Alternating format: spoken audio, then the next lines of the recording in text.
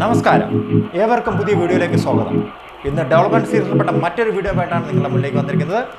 നമുക്ക് ഡയറക്റ്റ് വിഷയത്തിലേക്ക് തന്നെ കടക്കാം. വയനാട് കോഴിക്കോട് തുരങ്കപാത.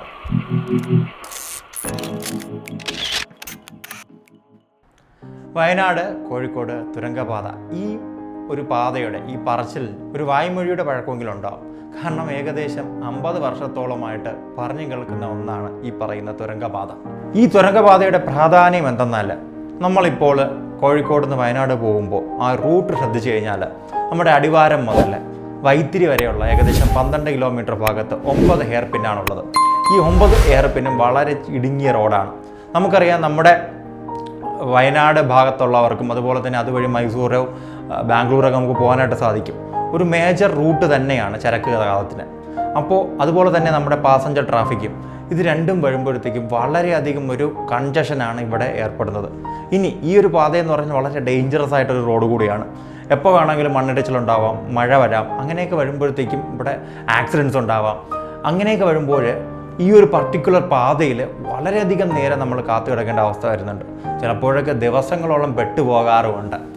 അപ്പോൾ ആ ഒരു പ്രശ്നം മാറ്റാനായിട്ട് ആണ് ഈ ഒരു തുരങ്കപാത കൊണ്ടുവരുന്നത്.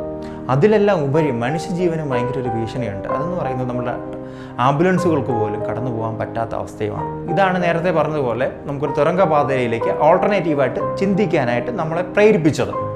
ഈ ഒരു തുരങ്കപാത മാത്രം നോക്കുകയാണെങ്കിൽ 8.1 കിലോമീറ്ററാണ്. ഈ പദ്ധതിയുടെ ആ ഒരു പ്രൊജക്റ്റുമായിട്ട് നമ്മുടെ കേരള സർക്കാർ മുന്നോട്ട് പോകുകയാണ്. നമ്മുടെ ഭോപ്പാൽ ആസ്ഥാനമായി പ്രവർത്തിക്കുന്ന ബിൽകോൺ കമ്പനിയാണ് ഇതിൻ്റെ നിർമ്മാണ ചുമതലകൾ ഏറ്റെടുത്തിരിക്കുന്നത്. അതുപോലെ ഇതിൻ്റെ നിർമ്മാണ മേൽനോട്ടം എന്ന് പറയുന്നത് കൊങ്കൺ റെയിൽവേക്കാണ്. കൊങ്കൺ നമുക്കറിയാം, ലോകത്തിലെ തന്നെ ഏറ്റവും അത്ഭുതകരമായിട്ടുള്ള ഒരു റെയിൽവേ ലൈൻ സൃഷ്ടിച്ച, ഒരു മഹാത്ഭുതം സൃഷ്ടിച്ച, ഒരു മോഡേൺ ഡേ എഞ്ചിനീയറിംഗ് വണ്ടർ സൃഷ്ടിച്ച നമ്മുടെ സ്വന്തം കൊങ്കൺ റെയിൽവേ കോർപ്പറേഷൻ. 13ഓളം കമ്പനികളാണ് ഈ ടെൻഡർ പ്രക്രിയയിൽ പങ്കെടുത്തത്. 1341 കോടിക്കാണ് ഈ പറയുന്ന കരാറ് ബിൽകോൺ കമ്പനി സ്വന്തമാക്കിയത്. ഇനി ഇരുവഴിഞ്ഞി പുഴയുടെ കുറുകെയുള്ള പാലത്തിൻ്റെ കൺസ്ട്രക്ഷനായിട്ടുള്ള ടെൻഡർ ലഭിച്ചത് കൊൽക്കത്ത ആസ്ഥാനമായി പ്രവർത്തിക്കുന്ന റോയൽ ഇൻഫ്ര കൺസ്ട്രക്ഷൻ കമ്പനിക്കാണ്. 80 കോടിയോളം രൂപയ്ക്കാണ് അവർ ഈ ടെൻഡർ നേടിയത്. ഇനി നമുക്ക് ഈ തുരങ്കപാത എവിടെ നിന്ന് തുടങ്ങുമെന്ന് നോക്കാം. തിരുവമ്പാടി പഞ്ചായത്തിലെ ആനക്കാമ്പുയിലെ മറിപ്പുഴയിൽ നിന്ന് ആരംഭിച്ച് വയനാട് ജില്ലയിലെ കള്ളാടി മീനാക്ഷി പാലത്തിലാണ് ഇത് അവസാനിക്കുന്നത്. ഇനി ഇതിൻ്റെ ഏറ്റവും വലിയൊരു ഹൈലൈറ്റ് എന്ന് പറഞ്ഞ് നമ്മൾ കാണുന്നത്, ഇത് ഇന്ത്യയിലെ തന്നെ ഏറ്റവും നീളം കൂടിയ 3ാമത്തെ തുരങ്കമാണ്.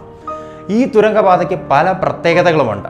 ഏതൊക്കെയാണ് നമുക്ക് നോക്കാം. 10 മീറ്റർ വീതം നീളമുള്ള 4 വരി ആയിട്ടുള്ള പാതയാണ് ഇവിടെ നിർമ്മിക്കുന്നത്. ഇരട്ട തുരങ്കമാവും ഇവിടെ നിർമ്മിക്കുന്നത്. 300 മീറ്റർ ഇടവിട്ട് ക്രോസ് വേകളുണ്ടാകും. ക്രോസ് വേ എന്ന് പറഞ്ഞു കഴിഞ്ഞാൽ ഈ ഒരു ഇരട്ടപ്പാതയിൽ നിന്ന് മറ്റേ തുരങ്കം സ്ഥിതി ചെയ്യുന്ന ഇരട്ടപ്പാതയിലേക്കുള്ള ഒരു വഴിയാണ്. അത് നമ്മളെ സെക്യൂരിറ്റി റീസൺസിനും ബാക്കി എല്ലാ ആവശ്യങ്ങൾക്കും ഉതകുന്നൊരു പാതയാണ്. അതുകൊണ്ടാണ് അങ്ങനെ നിർമ്മിക്കുന്നത്. അപ്പോൾ ഈ ഒരു പാത യാഥാർത്ഥ്യമാകാൻ പോകുമ്പോൾ നമ്മുടെ മുന്നിൽ ഉള്ള പ്രധാന പ്രശ്നം എന്ന് പറയുന്നത് പരിസ്ഥിതി ലോല മേഖല എന്നുള്ളതാണ്.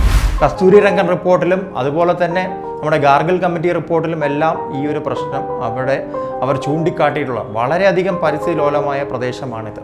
ഒരു ചെറിയൊരു മൂവ്മെൻറ്റ് പോലും, ഒരു ചെറിയൊരു ശ്രദ്ധ കുറവ് പോലും വലിയൊരു പ്രശ്നത്തിലേക്ക് നയിക്കുക കൂടി ചെയ്യാം എന്ന് പറഞ്ഞാൽ നമുക്ക് ഈ പ്രോജക്റ്റിൽ നിന്ന് ബാക്കിലോട്ട് പോകാനായിട്ട് സാധിക്കത്തില്ല. ഇതിനു വേണ്ട എല്ലാ സജ്ജീകരണങ്ങളും അതിനുള്ള മെഷേഴ്സും എല്ലാം എടുത്തുകൊണ്ട് മുന്നോട്ട് പോകാൻ തന്നെ ഞങ്ങൾ പറയും.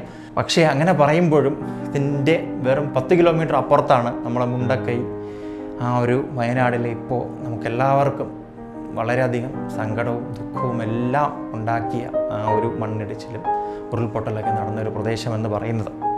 അപ്പോൾ അതെല്ലാം നോക്കിക്കണ്ട് വേണം നമ്മളിത് ചെയ്യാനായിട്ട്. നമ്മുടെ സർക്കാരും അതുപോലെ തന്നെ എല്ലാവരും ഒരുമിച്ചാണ് ഇപ്പോൾ ഈ പ്രൊജക്റ്റ് മുന്നോട്ട് കൊണ്ടുപോകുന്നത്.